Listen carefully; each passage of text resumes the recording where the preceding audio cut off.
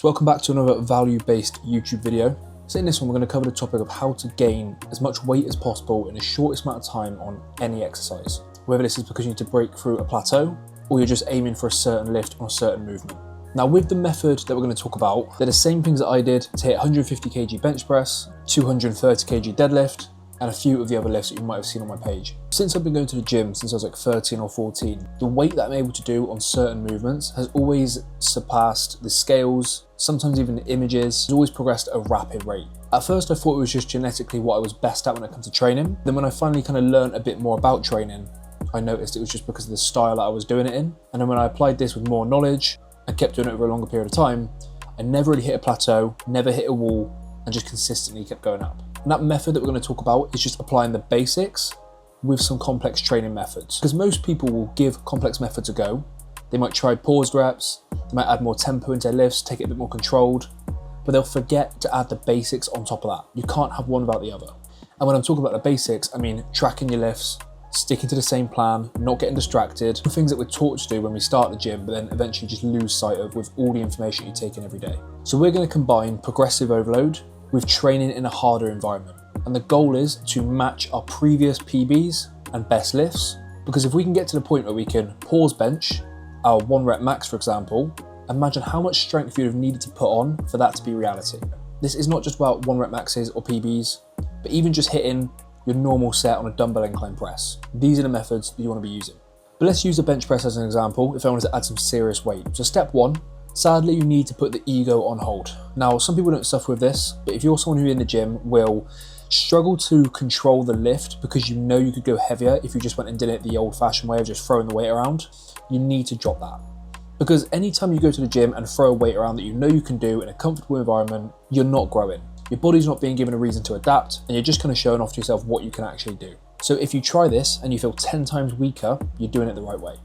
So we're looking to reset the form, and the way we're going to do this is control every part of the movement with a pause at the bottom on your chest. So if we're doing a bench press, for example, we're going to go 3 seconds on the way down as we stretch the muscle, pause on the chest for a second, explode back up, so keep that the same, but pause at the top to feel the weight out. Once we've mastered this technique and you're able to feel that 10 times more, we're going to apply the basics of progressive overload. We're going to put these pause reps in our plan. We're not just going to do them when we fancy it. We're going to do them every Monday, for example, and we're going to set clear rep range targets. So for me back in the day, I would do pause reps and I'd find a weight which I could do for 5 sets of 5, or you could do 2 sets of 8 to 10 and 1 set of 12 to 15. It doesn't really matter as long as you're doing it consistently. And every now and again, you can test 3 reps, 4 reps if you're into that kind of training. So the method is really simple. You're just controlling the movement, keeping within a rep range and trying to progress each week. But the part where it gets difficult is that point we mentioned at the start. If you're exercising in a position which makes it 10 times harder for you to do, and you know you could go so much heavier if you went back to your old habits, it is extremely hard mentally, especially on a day where you just want to put more weight on the bar, to continue on with this method. But this is why you can't break past that plateau, and this is why everyone hits a wall in the gym, because you're more focused on proving to yourself that you can hit a certain weight, or just doing what you know you could do in the back of your head, instead of actually facing that progression. I've been on the same plan for the last 6 months in the gym, and every single day I go in, I know I might be able to get a better pump if I mix it up. I know I might be able to push more weight and think it's a bit more impressive if I change the plan around. But if you're not sticking to the principles of sticking to the same plan, progressing on it slowly each week, you're just going in the gym for entertainment purposes. There needs to be an element of what you're doing is actually going to work. So the real route to progressing and getting stronger and not hitting that wall is just becoming someone who can spend weeks and months in a state of progression in a weaker environment when mentally you want to go and do something else. Pretty much just like any form of progress. Do something uncomfortable for a long enough amount of time and you will change. And if you want to add in a bonus of how you can progress even further, and something I've only started doing recently, if there's one specific exercise that you're trying to grow on, start with it on one day of the week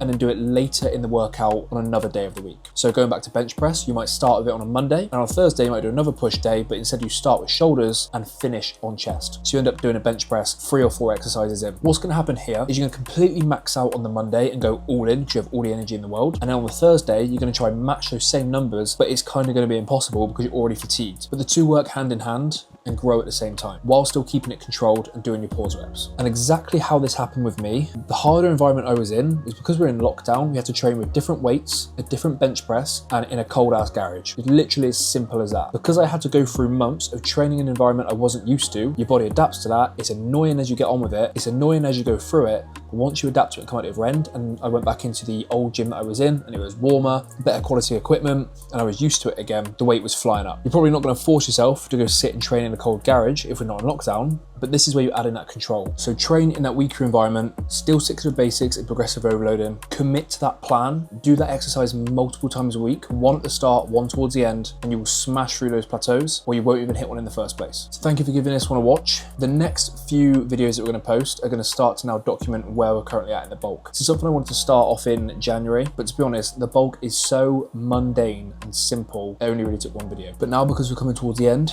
you can start to see the reality of it, how shit it can be at times, and we can start to talk about what's going to happen when it comes to that cut, because there's going to be a photo shoot prep on the way. We're going to document everything on here, because that's when it's going to be a lot more challenging. I'm going to need a lot more accountability. So as usual, if you have any questions of this topic, feel free to shoot a message on my socials. It's a topic I'll be posting a lot more about, so a lot of questions will probably be answered through those videos. And lifting heavy is something I've always been passionate about, but when I first got into coaching, not something I really spoke about. Just assuming that not many people would really want to go down that route, but I don't think there's any guy in the world that wouldn't want to bench press more or lift up heavier dumbbells. It's just part of the ego that you build when you go to the gym every day. So apply this knowledge, you will get stronger, and I'll see you in the next one.